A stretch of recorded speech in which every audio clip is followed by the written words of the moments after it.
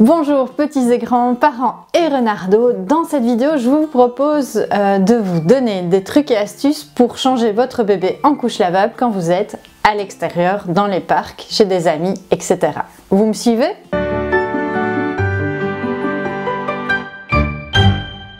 Quand on est en extérieur et qu'on veut utiliser des couches lavables, c'est parfois un peu prise de tête de savoir comment est-ce qu'on va les stocker, comment est-ce qu'on va s'organiser donc pour changer bébé. Et donc en fait il y a quelques petits trucs et astuces et quelques petits accessoires à avoir sous la main pour ne plus être embêté dans ces situations-là. Le premier accessoire indispensable quand vous êtes en extérieur avec des couches lavables, c'est bien évidemment le sac à couches qui va vous permettre en fait de stocker vos couches sales.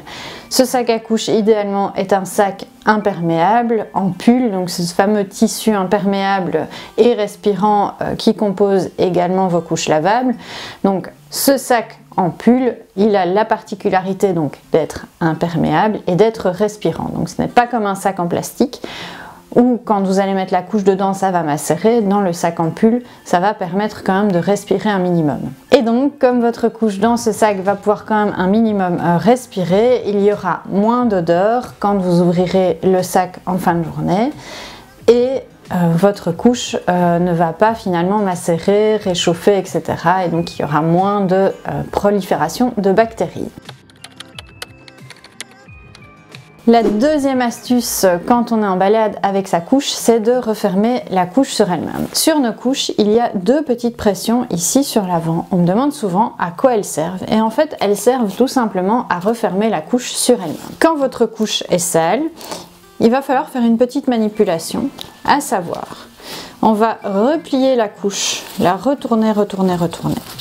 Et avec nos petites ailettes, on va tirer les ailettes. Et là, on aura nos petites pressions qui seront disponibles avec celle de l'ailette pour refermer la couche.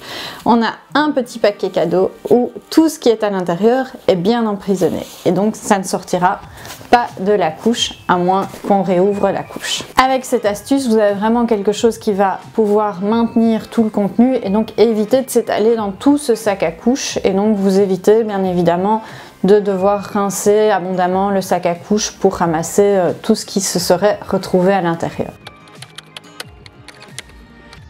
Dans les accessoires utiles quand on est en balade, que ce soit chez des amis ou à l'extérieur, il y a ce fameux petit tapis allongé. Le tapis allongé, c'est soit quelque chose que vous avez directement dans les sacs allongés qu'on a dans les magasins de périculture. En général, vous achetez un gros sac allongé, il y a un petit tapis à l'intérieur avec une face plus ou moins imperméable et une face en éponge. Ceci peut vous permettre de mettre votre bébé dessus pour le changer, ça fonctionne très bien. Vous avez aussi la possibilité d'avoir des tapis allongés un peu personnalisés chez certaines marques ou chez certaines couturières qui font des tapis allongés un peu grands avec des poches sur le côté qui se referment, donc qui peuvent être aussi assez pratiques.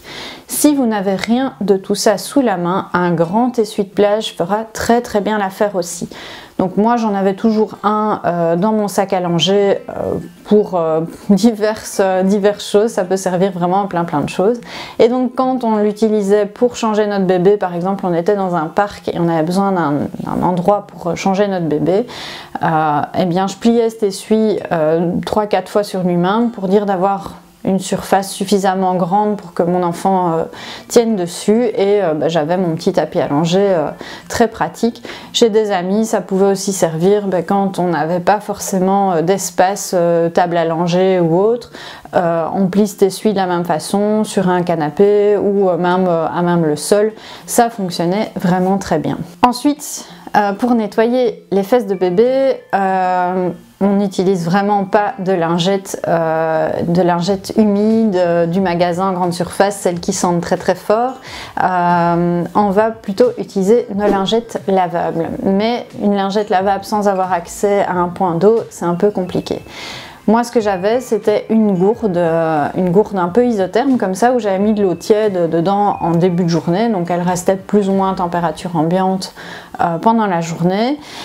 et je mouillais ma lingette tout simplement, et soit je fonctionnais en balade avec de l'eau claire pour les petits pipis, etc. Ça fonctionne assez bien.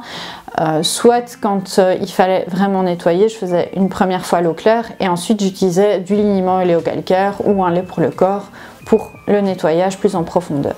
Mais donc avec juste mes lingettes, une gourde et du liniment, du lait pour le corps, ça me suffisait amplement pour nettoyer les fesses de mon bébé. Ma lingette, une fois utilisée et sale, se retrouvait dans ce fameux sac à couche imperméable, et donc à ce niveau-là, je n'étais pas embarrassée non plus. Une fois de retour de notre balade, le sac à couche bien évidemment était vidé, tout ce qui devait être jeté dans les toilettes ou dans la poubelle l'était, et pour le reste, soit on était en fin de journée, ma machine à laver devait tourner et donc je faisais mon rinçage habituel et je mettais mes couches en machine, soit il n'y avait pas de machine à faire tourner et donc je stockais tout simplement mes couches bien ouvertes du coup dans ma poubelle à couches donc qui était bien aérée pour éviter d'avoir des mauvaises odeurs. Donc voilà, finalement, utiliser des couches lavables quand on est en balade, ce n'est pas si compliqué. Il suffit juste d'avoir une petite organisation, quelques petits accessoires et ça roule tout seul.